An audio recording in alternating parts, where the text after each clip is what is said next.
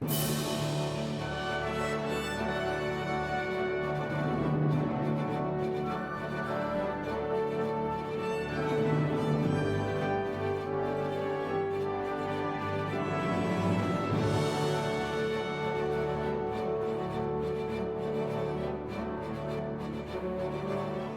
everyone, and welcome to this segment of our board candidate video and our discussion of the role and responsibilities of school board members. And joining me for the discussion is Mona Coleman, a school board member from Bolivar and the current president of the Missouri School Boards Association, and Melissa Randall, the executive director of the Missouri School Boards Association. And ladies, thanks a lot for joining us. We appreciate it. Thank you. Melissa, let's start with you if we could. Why are school boards important in our system of public education? Well, this is a fun one to talk about. School boards represent the most beautiful form of local control that we have in our system of democracy in the United States. And they are the bridge between the community and the students we serve in our public school systems. They have a variety of responsibilities that allow the community's voice to be heard and the children to be well represented. If you could sum it up, Melissa, what's the fundamental job of a Board of Education? The fundamental job is to hire a CEO with educational expertise who can act on the policies that the board sets, and also to hire an attorney to represent the district. Unfortunately, we do have situations where we have to employ legal counsel both for advice as well as representation. So those are the two primary employees that they're responsible for directly hiring. Missouri statute requires them to be engaged in other hiring decisions too, but those come with recommendations from the superintendent to the board for the rest of the hiring. I mentioned that they're responsible for adopting policies. That's a very critical role because that gives the guidelines for how the district functions, and they also are responsible for approving curriculum, an important role that we have and we've maintained to allow that local control to continue all the way to the classroom. And Melissa, many of our candidates watching this program will be elected in April, and once they are elected, there is a training requirement in our state. Tell us about that. Well, because of the critical role of school boards that they play and the variety of backgrounds that they have coming into this important elected position, our General Assembly required years ago, I put in statute that board members have to have 16 hours of training within a year of being elected or appointed to their elected office. And this training covers everything from school law to school finance, student achievement, boardsmanship, board policy, board operations. So we require a coverage of the main areas that you need to have some knowledge in before you start making decisions on behalf of your children. And MSBA provides that training, We do provide that training. We do. We provide it year-round. We highly encourage you, though, that you get that training just as soon as you can after you're elected to give you guidance as you're making those critical decisions, but we do offer it. And Mona, how long have you been on your board in Bolivar? I will begin my 15th year next year. All right, so you've had quite a term of service on your local board. What was the biggest surprise for you or the biggest challenge you faced when you first became a school board member? Well, when I decided to run for my board, I had 2 children who had graduated and 2 currently in school. I had been involved in school in all kinds of areas of parent organizations and leadership roles. Professionally, I'd been manager and owned my own business. And I think for me, I walked in and I had done my homework. I had been to board meetings, I had talked to past board members and got advice and talked to the community. When I was elected, I walked into my first meeting feeling like, I'm prepared for this. It was nothing like anything I'd ever done before. So that was a big surprise for me. I really felt like I was much more prepared than what I was. And as it comes to find out, it's something that's so different than anything you've experienced in the past. But I hope I brought with it some past experiences and some characteristics that help make our board a better board. Did it take you a while to get comfortable in your role and really feel like you were a participating member on your school board? Absolutely. I remember between my 3rd and 4th year, probably, where I walked into the board as we were starting to discuss budget issues, and which is pretty difficult for a new board member to kind of grasp all the different changes that goes on with the budget. But I remember feeling pretty comfortable, more confident in being prepared when I walked in there and knowing what I was making decisions on and voting on. So probably the third and fourth year. But I will also mention that what I've learned through the years is that it's never the same. I mean, there's always those new things that can show up that you never think you'll have to deal with as a board member that I think the training and professional development that board members are getting through MSBA helps prepare you for those unexpected things, which is very valuable. Mona, what was the most difficult thing for you to learn? I think a lot of board members might say school finance. That's a very complex area and something that's different from the private sector where many school board members come from. Would you agree with that, or were there other areas that were difficult to learn?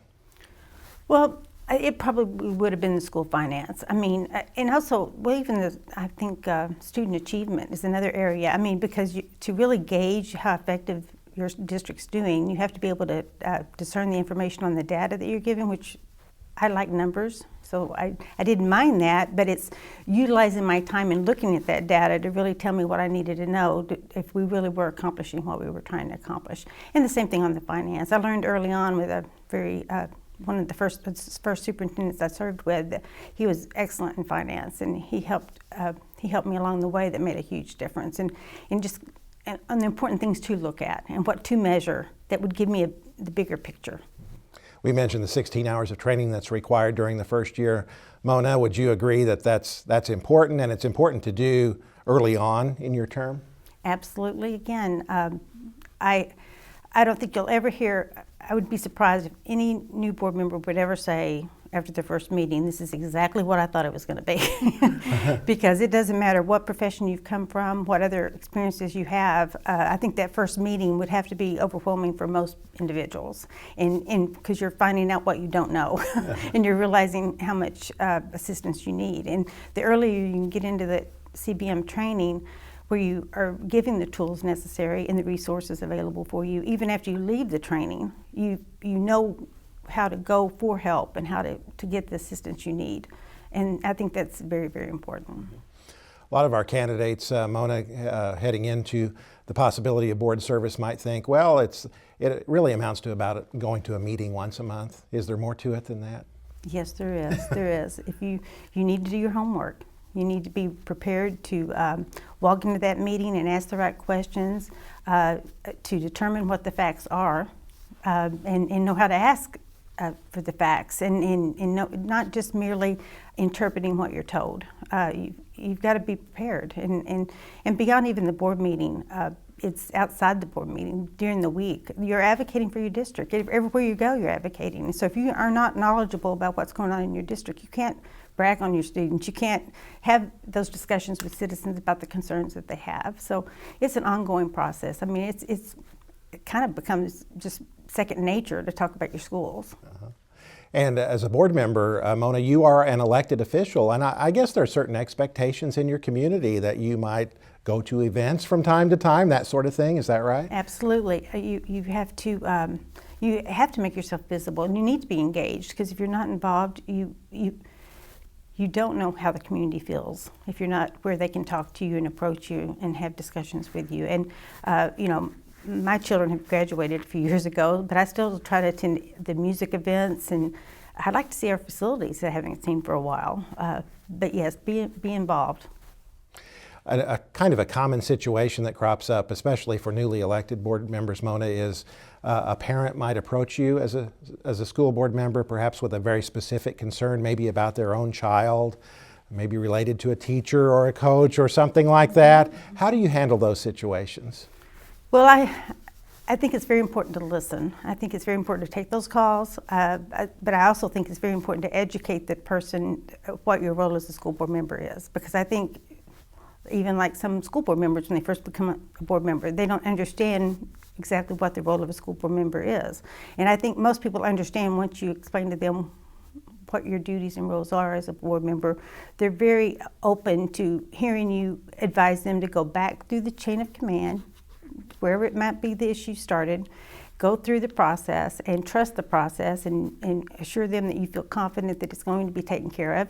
But I leave them with, if you do not feel like it's been taken care of and you still have concerns, please let me know. We will discuss other further options. But I think it's important to let the process happen. Uh-huh. But I think you have to educate them first on what the process is. Right.